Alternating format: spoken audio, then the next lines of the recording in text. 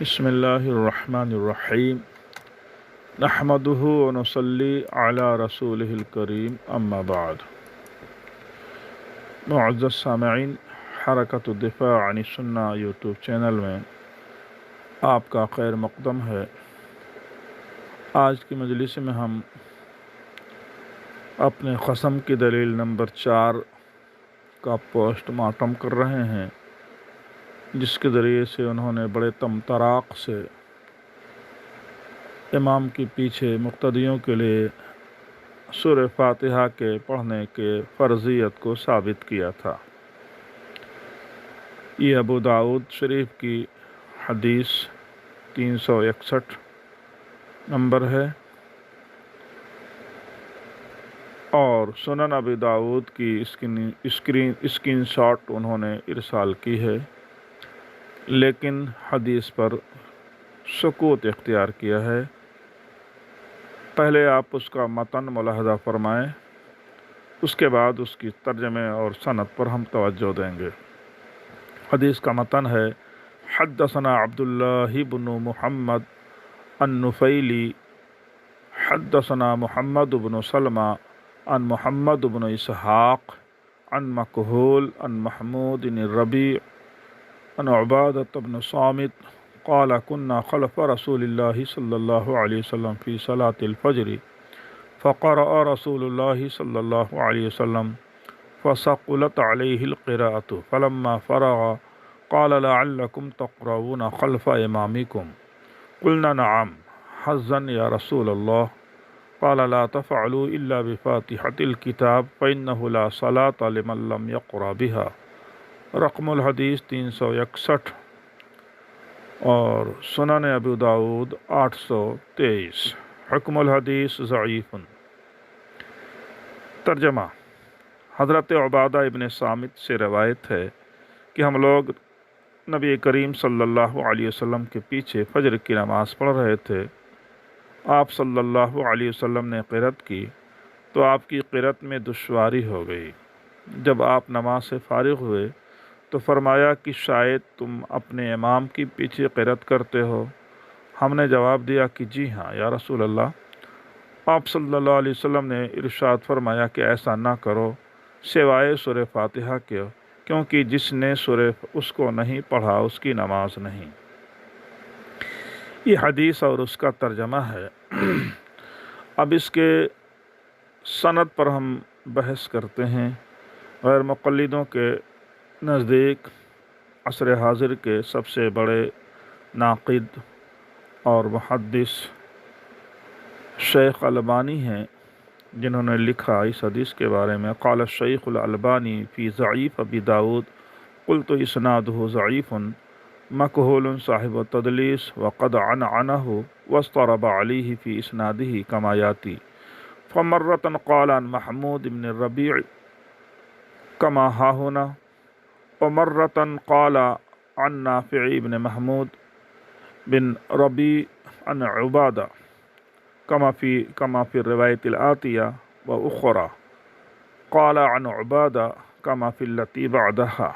شیخ البانی اپنی کتاب ضعیف ابی داود میں اس حدیث پر جرح کرتے ہوئے لکھتے ہیں کہ میں کہوں گا کہ اس کی اسناد ضعیف ہے، کیونکہ مکحول مدلس ہے اور عن سے اس نے روایت کیا ہے اور اپنی اسناد میں اضطراب کا شکار ہوا ہے، جیسا کہ اس کی تفصیل آئے گی۔ چنانچہ وہ ایک مرتبہ محمود بن ربیع سے اور اس حدیث میں ہے جیسا کہ اس حدیث میں ہے، اور کبھی نافع بن محمود بن ربیع عن عبادہ ابن صامت روایت کرتے ہیں، جیسا کہ آگے آنے والی روایت میں ہے، اور دوسری روایت میں براہ راست عبادہ سے روایت کرتے ہیں، جیسا کہ اس کے بعد کی روایت میں ہے۔ شیخ البانی مزید رقم تراز ہیں کہ قلت ھذا اسناد رجالہ کلہم ثقات ولكن فيه ثلاث علل الأولى عنعنة ابن اسحاق فإنه كان يدلس ولكن قد صرح بالتحديث في بعض الطرق كما يأتي بيانه في تخريج الحديث۔ الثانية عنعنة مكحول फ़इन्नहु युदल्लिसु मुदल्लिसन अयज़न अला इख्तिलाफ़ तौसीक़िही। क़ाल ज़हबी फ़िल मीज़ान मुफ्ती अहले दिमश्क़ व आलिमिही व आलिमुहुम व वस्सक़हु ग़ैरु वाहिद। व क़ाल इब्न सअद ज़अफ़हु जमाअतुन क़ुल्तु हुवा साहिबु तदलीस व क़द ज़करहु इब्न हिब्बान फ़ी सुक़ात। और रुबमा दल्लसा वस्सालिसतु इज़्तिराबु मक़हूल फ़ी इस्नादिही व बयानिही फ़ी रिवायतिल आतिया। यानी मैं कहूँगा कि इस सनद में तमाम रिजाल फ़ी नफ्सिही सिक़ह हैं, लेकिन इस हदीस में 3 इलल हैं। नंबर 1, इब्न इसहाक़ का अनअना, क्योंकि तदलीस किया करते थे, लेकिन वो कभी अपनी तहदीस की सराहत भी करते हैं, जैसा कि हदीस की तखरीज के वक्त तफसील आएगी। नंबर 2, मकहूल का अनअना, क्योंकि वो भी मुदल्लस हैं और उनकी तौसीक़ में इख्तिलाफ़ के बावजूद इमाम ज़हबी ने अल-मीज़ान में उनको अहले शाम का मुफ्ती और आलिम करार दिया है और कई लोगों ने उनकी तौसीक़ की है। इब्न सअद ने कहा कि एक जमात ने उनको ज़ईफ़ करार दिया है।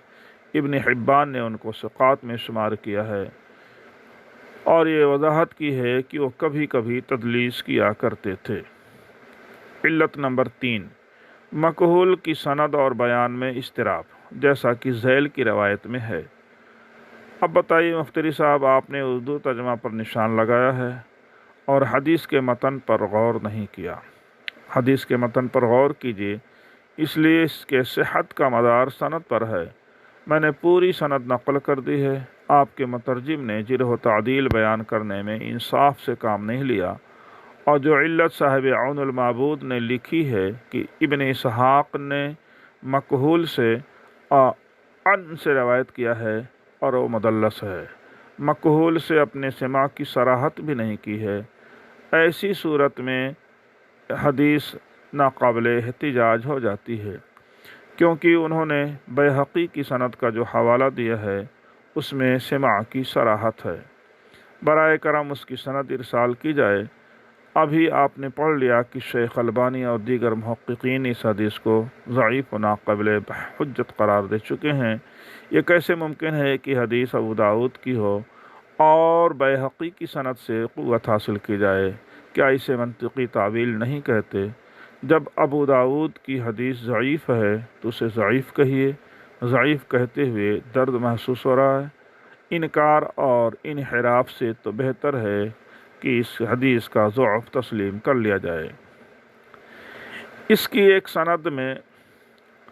सनद में एक रावी मोहम्मद इब्न इसहाक़ इब्न यसार हैं, जो इंदल जमहूर ज़ईफ़, मजरूह, कज़्ज़ाब, दज्जाल, शिया, मुअतज़िली और क़दरी हैं।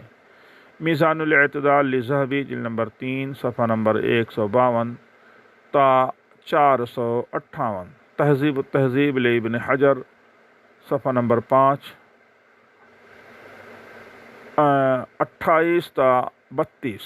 तक़रीब तहज़ीब ले इब्न हजर जिल्द नंबर 2 सफ़ा नंबर 502। नीज़ इब्न इसहाक़ इब्न यसार मुदल्लस है। तबक़ातुल मुदल्लिसीन सफ़ा नंबर 132। अत-तबक़तुर राबिआ अल-फ़तहुल मुबीन ले अली ज़ई सफ़ा नंबर 72। और बतसरीह अली ज़ई गैर मुदल्लस का अनअना सिहत हदीस के मुनाफी होता है। नूरुल ऐनैन ले अली ज़ई सफ़ा नंबर 148। लिहाजा यह हदीस ज़ईफ़ और नाक़ाबिल हुज्जत है। इसमें एक दूसरे रावी मकहूल हैं और बतसरीह अइम्मा ये भी मुदल्लस हैं। तबक़ातुल मुदल्लिसीन सफ़ा नंबर 113।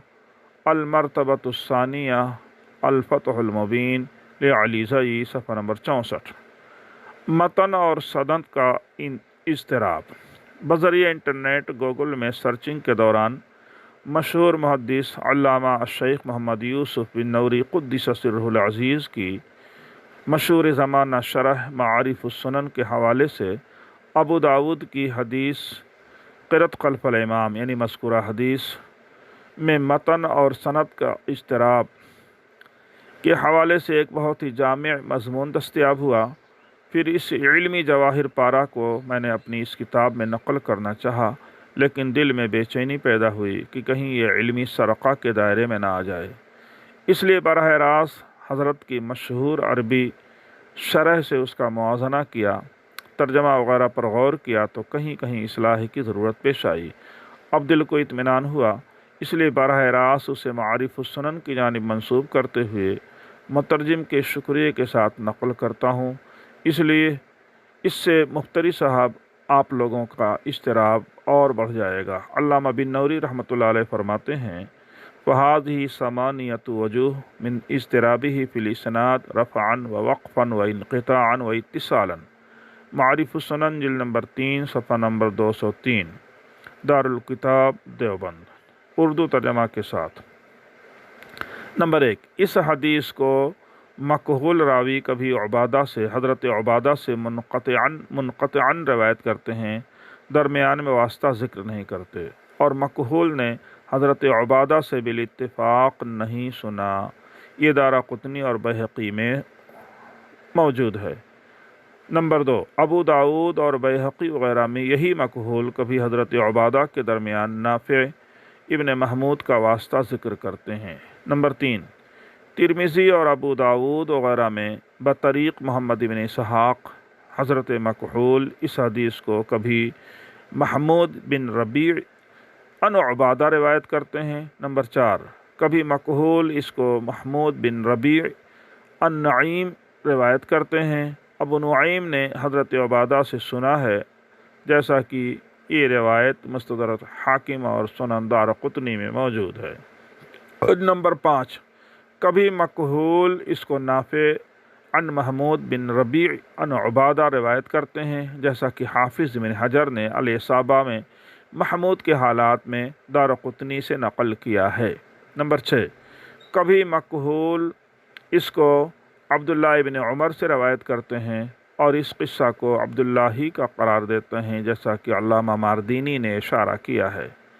نمبر 7، کبھی مکحول اس کو رجا ابن حیوہ عن عبداللہ ابن عمر روایت کرتے ہیں، جیسا کہ ان کی طرف بھی ماردینی نے اشارہ کیا ہے۔ نمبر 8، کبھی رجا بن حیوہ روایت کرتے ہیں محمود سے عبادہ پر موقوف کر کے، یہ روایت طحاوی میں ہے، جیسا کہ علامہ ماردینی نے نقل کیا ہے، اور یہ وقفاً و رفعاً و انقطاعاً و اتصالاً 8 وجوہ اضطراب ہیں۔ اس میں شدید اختلاف و اضطراب ہے کہ عبادہ سے روایت کرنے والے کون ہیں، نافع ابن محمود یا ابو نعیم، نیز یہ قصہ حضرت عبادہ کا ہے یا عبداللہ ابن عمر کا، اور دونوں کا واقعہ ہونا بہت ہی مستبعد ہے، کیونکہ مخرج ایک ہی ہے۔ مزید علامہ بن نوری مزید لکھتے ہیں کہ وَأَمَّا اضطراب بہرحال اس حدیث کے متن و الفاظ میں اضطراب تو ابو داؤد اور ترمذی وغیرہ کے الفاظ ہیں لا تفعلوا الا بأم القرآن فإنه لا صلاة إلى آخرہ، اس میں قصہ مذکور ہے جو بطریق محمد ابن اسحاق ہے۔ نمبر 2، ابو داؤد میں اذا جہرتا کی قید ہے جو بطریق زید ابن واقد مکحول ہے۔ نمبر 3، دارقطنی کے الفاظ بطریق ولید ابن مسلم اس طرح ہیں هل تقرؤون فی الصلاة مع الامام قال نعم قال لا تفعلوا الا بفاتحة الكتاب۔ حدیث کے الفاظ ہیں هل تقرؤون فی الصلاة معي قال نعم قال لا تفعلوا الا بفاتحة الكتاب، اس میں بغیر تعلیل کے فرمایا۔ نمبر 4، دارقطنی کے الفاظ بطریق زبیدی مرسلاً اس طرح ہے لا تفعلوا الا بأم القرآن سرا فی انفسکم۔ نمبر 5، دارقطنی کے الفاظ بطریق زید ابن واقد عن حزم ابن حکیم و مکحول عن نافع اس طرح ہیں قال منکم من قرأ شیئا من القرآن اذا جہرت بالقرآن علق فلا يقرأن احدكم شيئا من القرآن اذا جہرت بأم القرآن۔ نمبر 6، دارقطنی کے الفاظ بطریق ابن عینہ عن ابن شہاب عن محمود ابن عبادہ قال اما القرآن عوض من غیرها وليس غیرها منها عوض نمبر 7، بیہقی کے الفاظ بطریق علی بن الحارث بغیر قصہ کے سمعت رسول اللہ یقول لا صلاۃ لمن لم یقرأ بفاتحۃ الکتاب امام او غیر امام۔ نمبر 8، طبرانی کے الفاظ معجم کبیر میں ہیں من صلی خلف الامام فلیقرأ بفاتحۃ الکتاب، اور نمبر 9، طبرانی کے الفاظ ہیں من قرأ خلف الامام فلیقرأ بفاتحۃ الکتاب۔ نمبر 10، مسند احمد بطریق محمد بن اسحاق فلا علیکم اللہ تفعلوا بفاتحۃ الکتاب فإنہ لا صلاۃ الا بہا۔ نمبر 11، طبرانی کے الفاظ معجم اوسط میں ہیں لا صلاۃ الا بفاتحۃ الکتاب وآیتین معہا۔ نمبر 12، بیہقی کے الفاظ کتاب القرأۃ میں لا صلاۃ لمن لم یقرأ بفاتحۃ الکتاب خلف الامام۔ نمبر 13، اسماعیل بن سعید امام احمد کے الفاظ میں ہے، صاحب امام احمد کے الفاظ میں امرنا رسول اللہ صلی اللہ علیہ وسلم ان تقرأ بفاتحۃ الکتاب فی کل رکعۃ۔ یہ پوری تفصیلات معارف السنن جلد نمبر 3 صفحہ نمبر 205 اور 203 کے درمیان ہیں۔ اب مفتری صاحب ذرا علم حدیث کے میدان میں بھی قدم رکھیں، صرف ترجمہ پڑھ کر محدث نہیں بنا کرتے، صرف مہدی کے پتوں کو ہاتھ میں رکھنے یا دکھانے سے رنگ نہیں چڑھتا ہے۔ مجھے تو ڈر ہے کہیں مسلک کی حفاظت کے لیے اصول حدیث کے اس قانونی فیصلہ کو بھی نہ مانیں، الٹے صریح احادیث مبارکہ جس میں ترک قرأت خلف الامام کا ثبوت روز روشن کی طرح آیا ہے انکار نہ کر دیں۔ نہ جانے کیا لکھا تھا اسے اضطراب میں، قاصد کی لاش آئی خط کے جواب میں۔ آج کے لیے بس، انشاءاللہ کل دلیل نمبر 5 کا تذکرہ کیا جائے گا۔